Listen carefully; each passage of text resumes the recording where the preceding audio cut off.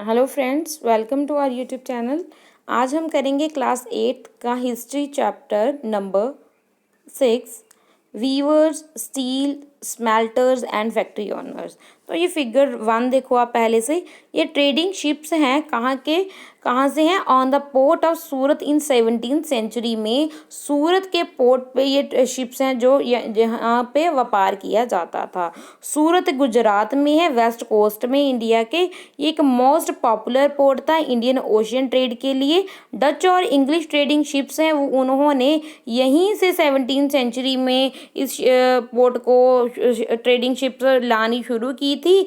अब ये इसका डिक्लाइन हो रहा था, इम्पोर्टेंस इसकी 18th सेंचुरी में इतनी नहीं रही थी, डिक्लाइन हो रही थी। तो इस चैप्टर में हम स्टोरी पढ़ेंगे क्राफ्ट्स की, इंडस्ट्रीज की जो इंडिया में थी ब्रिटिश रूल के अंडर, जिस by forcing on the two industry, जिसमें टू फोर्सिंग इंडस्ट्रीज हैं, जिसमें आ जाती हैं एक टेक्सटाइल और एक आ जाती हैं आयरन एंड स्टील की टेक्सटाइल आ जाती हैं। ये दोनों इंडस्ट्रीज हैं, ये बहुत क्रूशियल हैं इंडस्ट्रियल रेवोल्यूशन के लिए मॉडर्न वर्ल्ड में। यानी कि कौन कौन सी?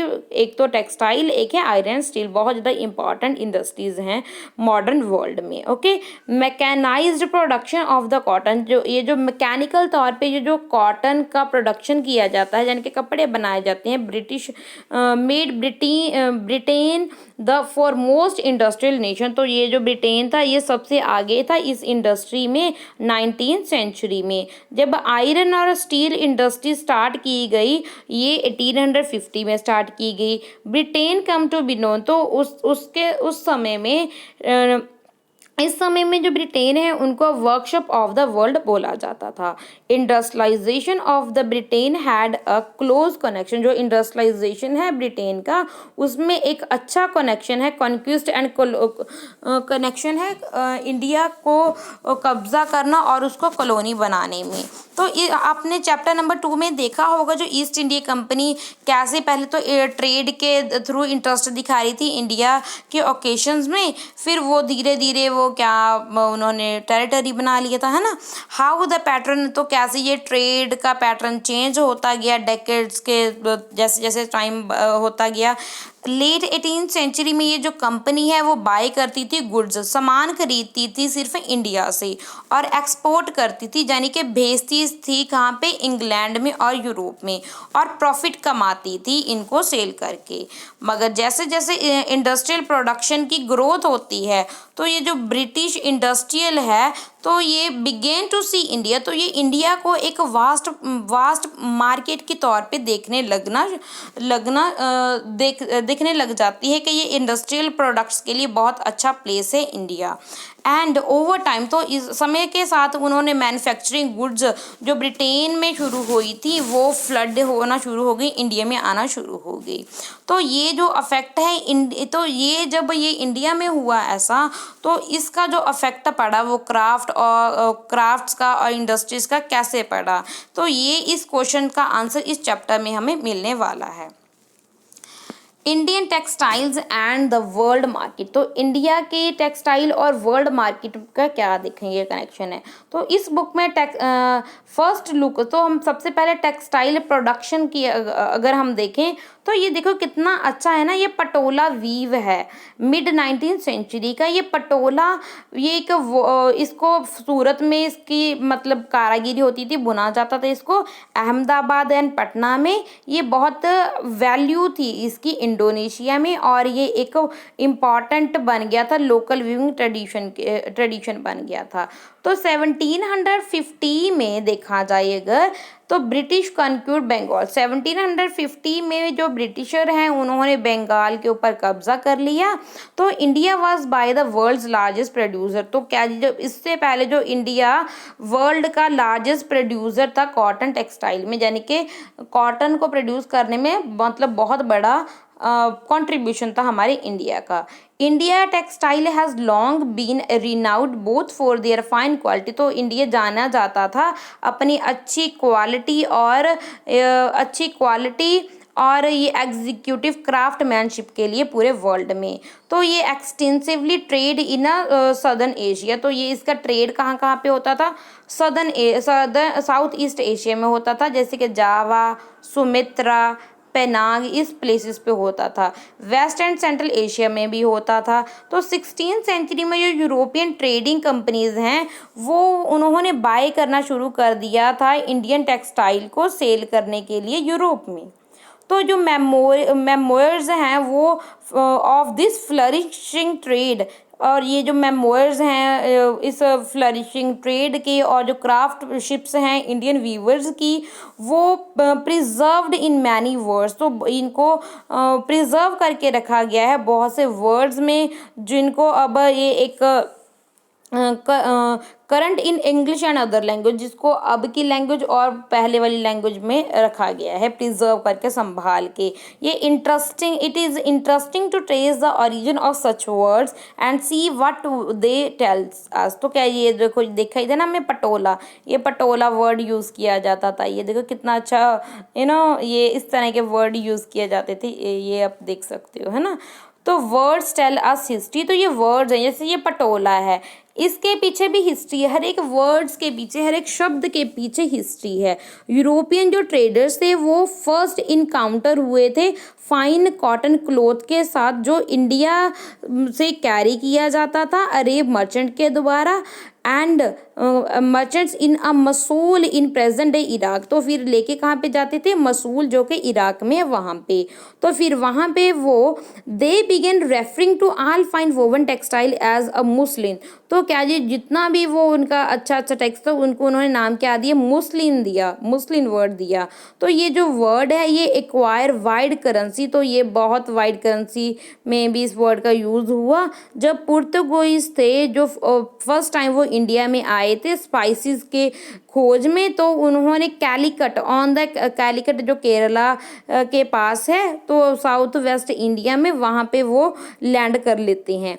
तो कॉटन टेक्सटाइल, जो कॉटन की टेक्सटाइल है विच दे टुक बैक टू यूरोप, तो जिसको कॉटन टेक्सटाइल वो दोबारा से कहाँ पे लेके जाते थे, यूरोप में लेके जाते थे इंडिया से, और साथ के साथ वो और क्या लेके जाते थे, मसाले लेकर जाते थे, जिसको वो कैलिको बोलते थे। कैलिको क्यों बोलते थे, क्योंकि वो लेके कहाँ से आते थे, वो कैलकत्ता से लेके आते थे, कैलकत्ता से लेके आते थे, इसीलिए उसको वो कैलिको बोलते थे उस मसाले और टेक्सटाइल को। और subsequently calico become journal name for all the cotton textile. तो उसके बाद धीरे धीरे ये जितने भी कॉटन टेक्सटाइल थे उनको नाम कैलिको दिया जाने लगा। There are many other words, तो यहाँ पे और भी बहुत से वर्ड हैं जिसमें इंडियन टेक्सटाइल की पॉपुलैरिटी का पता चलता है वेस्टर्न मार्केट में। जैसे कि फिगर नंबर 3 में आप देख सकते हो, फिगर नंबर 3 में a paper from an order book of the East India Company 1730। तो ये देखो ये लिस्ट है, इसमें कपड़ों के ये मतलब बताए गए हैं, इसको आप ध्यान से देख सकते हो क्या बताया गया है। तो इसमें आप देख सकते हो order booked that a English East India Company sent to its representatives in Calicut in 1730। जो ईस्ट इंडिया कंपनी है वो कैसे ऑर्डर भेजती थी कि हमें ये सामान चाहिए, ये देखो यानी कि एक तरह के बिल है भी, हमें ये सामान का मतलब जो इस क्वालिटी का कपड़ा कितना चाहिए वो सब कुछ लिखकर भेजती थी। In order that year was, तो उस समय पे यानी कि 18th सेंचुरी में 5,89,000 पीस ऑफ क्लोथ्स ये ऑर्डर किए गए थे। ये browsing through the order book you would have seen the list 98 varieties, यानी कि कितनी वराइटीज़, 98 वराइटीज़ थी कॉटन एंड सिल्क क्लोथ्स की हमारे इंडिया में। तो ये देखो इतनी बड़ी अमाउंट उस समय में, इतना बड़ा यानी कि हमारे जो क्लोथ्स है वो एक्सपोर्ट होते थे। These were known by their common name in the European trade at the piece good, usually woven cloths piece that were a 20 yard long and 1 yard wide. तो ये क्या जो एक पीस ऑफ क्लोथ था वो 20 yard long और 1 yard wide यानी कि चौड़ा होता था, 20 गज लंबा और 1 गज चौड़ा होता था। तो ये हमने देख लिया। नोटिस कीजिए इस फिगर में how each item in a order book was a carefully prized in London, तो कैसे केयरफुली प्राइस बताया गया है ये देखो, ये देखो ये मेरे को तो बस ये सेकंड वाला समझ में आ रहा है, डिल्लो है ना, ये fine with a golden thread 3000 है ना, ये 3000 का है, ये देखो कितना अच्छे से ये केयरफुली प्राइज्ड किया गया है। These order had to be placed 2 year in advance, तो ये जो ऑर्डर है उनको 2 साल पहले देने पड़ते थे, because this was the time required to send order to India, तो फिर ये 2 साल पहले कर देंगे, फिर वो ऑर्डर इंडिया में भेजेंगे, फिर ये स्पेसिफिक क्लॉथ वो उसको उसकी बुनाई होगी, फिर उसको शिप के ज़रिए ब्रिटिश में लेके आया जाएगा। तो once the cloth pieces arrived in London they were put up on the occasion, so तो उसके बाद जब ब्रिटिश में इंडिया से क्लॉथ आ जाते थे, फिर उनकी न एक तरह की नीलामी होती थी, फिर उनको बेचा जाता था। तो इस तरीके से चलता था सारा प्रोसेस। तो अब ध्यान से आप देखो, name of the different variety of the cloth in the book, तो इस बुक में आप डिफरेंट डिफरेंट वैरायटी के कपड़े देख सकते हो, यानी कि among the piece ordered in a bulk were a printed cotton clothes called a chintz, chintz बोला जाता था उन क्लोथ्स को जो अच्छे से प्रिंट कॉटन होते थे, उनको चिंस बोला जाता था, को साइज बोला जाता था, खासा बोला जाता था, बंदाना बोला जाता था। क्या आपको पता है where the English term chintz comes from? Chintz, chintz का ये वर्ड कहाँ से आया है? ये वर्ड आया है हिंदी वर्ड चिंट, चिंट से आया है ये word. Cloth with the small and colourful Phulari design, वो वाला क्लोथ जिसमें छोटे छोटे कलरफुल फ्लावर्स होते हैं, उस वाले कपड़े को चिंट बोला जाता था। It from 1680s there started a craze for, तो 1680s में एक क्रेज ही जाग गया था लोगों में कि वो इंडिया की टेक्सटाइल में से ये कपड़ा इंग्लैंड में जाएगा और Europe mainly for their exclusive float design, तो उनको ये यहाँ का डिज़ाइन अच्छा लगता था, फाइन टेक्सचर अच्छा लगता था, रिलेटिवली चीपनेस यानी कि ये सस्ते दामों से मिल जाता था। Rich people of England including the queen herself wore clothes of Indian fabric, तो ब्रिटिश के लोग, आम जनता भी, इवन जो क्वीन थी वो भी इंडिया का ही कपड़ा फैब्रिक बना हुआ फैब्रिक को कपड़े को पहनती थी। Similarly the word the bandana, तो ये वर्ड बंदना है, ये भी now refer to any brightly coloured and, अब ये एक ब्राइटली यानी कि एक अच्छा कलर, चमकीला कलर और प्रिंटेड स्कार्फ जो नेक में होता है, जो हेड के लिए होता है, उसके लिए ये बंदना के लिए यूज होता था ये वर्ड, ठीक है।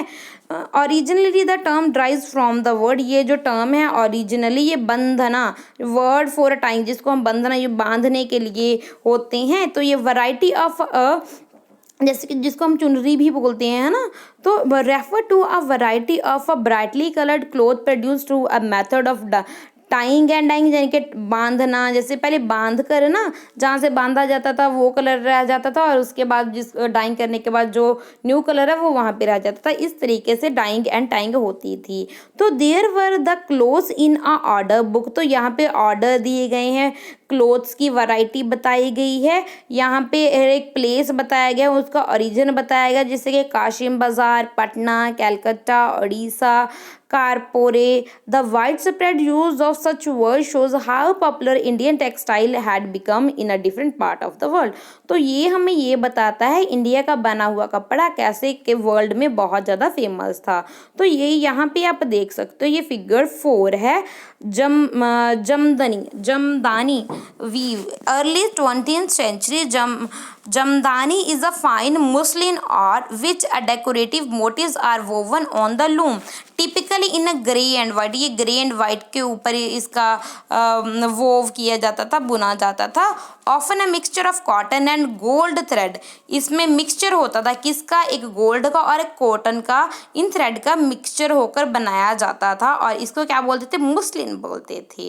Okay, as in the cloth in this picture, तो आप ये जो क्लोथ देख सकते हो इस पिक्चर चैप्टर में the most important centre of the jamdani weaving were a Dacca in Bengal. Bengal का जो एरिया है डेक्का बोलते हैं। लखनऊ है जो यूनाइटेड प्रोविंसेस में था, वहाँ पे इस तरह का जो कपड़ा वीव किया जाता था। ओके, क्या बोलते थे इसको? जामदनी वीव बोलते थे, और इस कपड़े को मुस्लिन बोलते थे। मुस्लिन, MUSLIN, मुस्लिन बोलते थे। तो यहाँ पे फिगर 5 में आप देख सकते हो, ये प्रिंटेड डिज़ाइन है फाइन क्लोथ चिन्स के ऊपर, जिसको Masulipatnam, Andhra Pradesh mid 19th century में प्रोड्यूस किया जाता था। This is a fine example of the type of a chintz produce for the export to Iran and Europe. Iran and Europe में ये इस तरह का कपड़ा मतलब एक्सपोर्ट किया जाता था, इंडिया से बना हुआ। तो फिगर 6 में आप देख सकते हो, ये भी देखो कितना सुंदर है ना। तो ये क्या है? बंदना, ये बंदना डिज़ाइन है। बंदना डिज़ाइन यहाँ पे देखो, बिल्कुल ये जितना इधर है पोर्शन के, इसको बांध कर बनाया गया था, यानी कि बिल्कुल एक साथ। Notice the line that runs through the middle, तो लाइन जा रही है ना मिडल में से, ये एक, तो ये क्या है? Do you know why? क्यों? इन दिस ओढ़नी, ओढ़नी चुनरिया है ना, two ties and dye silk piece are steam together with the gold thread embroidery. Bandana pattern was mostly produced in Rajasthan and Gujarat. Rajasthan and Gujarat, यहाँ पे बंदना पैटर्न बहुत ज़्यादा फेमस था। ये ऐसा इसलिए ये है क्योंकि दोनों साइड पे बराबर ये जो भी पैटर्न बनाया है बराबर एक सार बने, इसीलिए ये बंधन लगाया गया है। तो यहाँ पे ये चैप्टर थोड़ा सा आगे कौन सा टॉपिक है, इस टॉपिक को हम Indian textile in European market, इस टॉपिक को हम नेक्स्ट वीडियो में डिस्कस करेंगे। जितना पढ़ा है आई होप आपको समझ में आ गया होगा। Thanks and God bless you.